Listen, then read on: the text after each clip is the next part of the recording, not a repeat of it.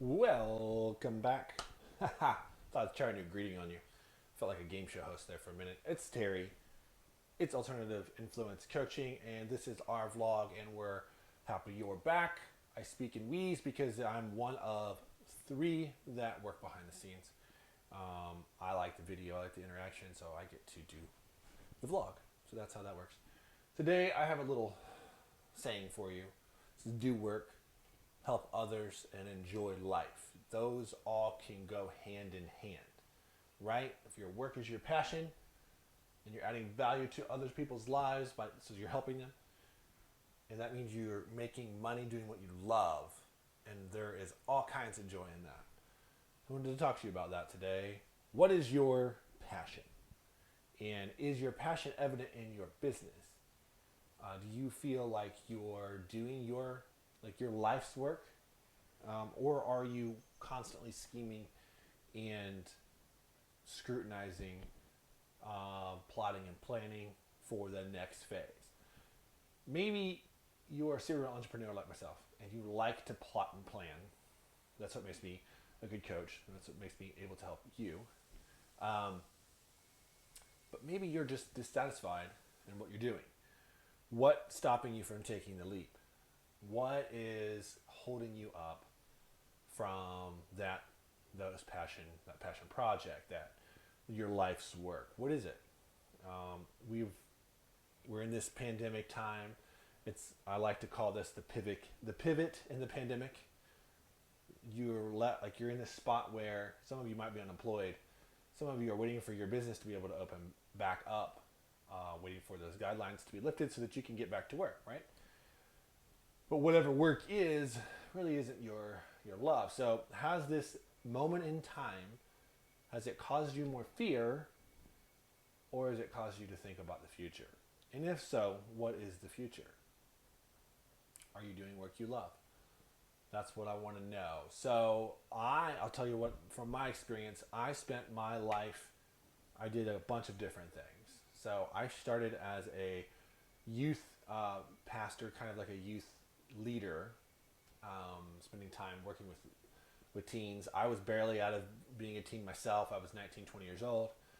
I did that for a while. I was also in a small band, played music with my buddies from Ohio. I loved that. I loved getting to talk and interact with people. I loved being on stage and performing, not in front. I'm the drummer, so I like the back. I also enjoyed the outdoors, which I didn't learn until later into my career. I spent a lot of time doing maintenance and working in factories with my dad. That's what my dad did. When I got really kind of fed up with the politics and the pain of being stuck indoors all the time in a factory, I left the factory for a pay cut. So I took 50% less pay to go be a landscaper. I didn't care that I was pulling weeds or running a weed eater. I just wanted to get outside. I remember being so refreshed to be outside that I had a new energy. Life was so much better. My passion for the outdoors superseded the crap work that I was doing. Caveat is that would only last 5 years before I was like, I'm done with this too. Um, in those 5 years, I went from the lone weed eater jockey in the passenger seat of a truck to the guy running the show on the landscape side, helping my boss's business back then do nearly $1 million in sales. So we were able to skyrocket that, and that's due in part to the fact that I just like to go fast. Give me a list of things to do, and I will destroy it. I love it. So fast forward out of managing landscapers and the like to starting my own personal training business and franchising and having multiple trainers and mentoring several other people. So one day I kind of hung it all up. I said, I don't want to own a gym anymore. The brick and mortar is a lot. Kind of feeling a little bit burned out. Lived the life. Handed off my gym to my lead trainer. Took over my construction business that I had started for my dad that he'd gotten bought out of. If you want to hear that story, that's in the video before this from last week. All in the process, I was like, what have I been doing for these last 25 years? I've literally been coaching and mentoring, right? So I wrote A Failure's Guide to Business Success.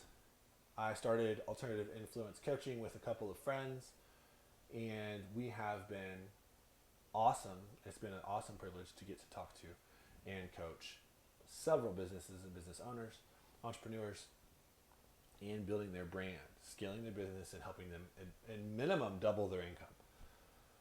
So that is how I kind of got shook up in the passion process, right? I reacted to several things.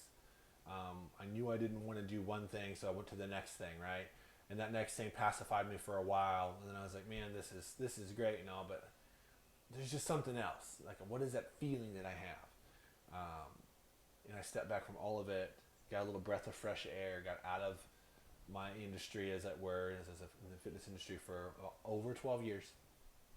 And then I stepped back and thought, the single common denominator in my entire life is coaching.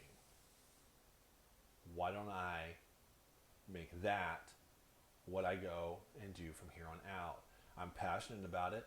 It's a part of who I am. I feel like I'm kind of created to do that, if that makes sense, kind of a calling to do that. And here we are, right? One book under our belt and several clients, and we are moving and grooving, and it's pretty exciting. So I hope that inspires you as you see my 20-year struggle with trying to find what I am ultimately truly passionate about. Now there are other things that I'm doing, but they feed different passions in my life. Like I have a passion for fashion, which sounds really weird. I have a clothing company, and then I really like doing that work, and I've got some really cool people partnering with me in that. I still am involved in fitness because I still love fitness with Train OD. So it doesn't mean you really have to single out one thing. If you have a good set of, a good group of partners that can help you maintain a presence in each thing without each thing pulling you in and drawing you in, and immersing you so that you can't pay attention. So I'm very thankful to have that, and that's a whole other topic for a whole other day, which I'm sure we've covered it. I know we've covered partnerships. So that's my story. I don't know how that hits you. I would love to know how that bounces off you, and when you reflect on it, what do you think? Do you think that this is possible, that anything's possible for you? Or do you think that, no, Terry, that's not me. I don't know how you did that. That scares the crap out of me. I don't want to do it. I want to know. I want you to tell me. I want you to hit the link in the bottom of this video, and I want to get to know you. Okay? I want to help calm the fear. I don't care if you ever become my client or not. It doesn't cost you anything to talk. Okay? So let's talk. Help me get to know you, and help me to understand where your business is suffering, and let's get you back on track. Okay? Or if you're looking to make the leap into something new, I love to be a sounding board for that. That's just fun for me, and I know it's scary for you, so maybe I can help. All right? That's all for today. Once again, I always appreciate you being here. Please like and subscribe to this channel, and share it if you found it to be helpful. We will talk to you very soon. Thanks again for watching.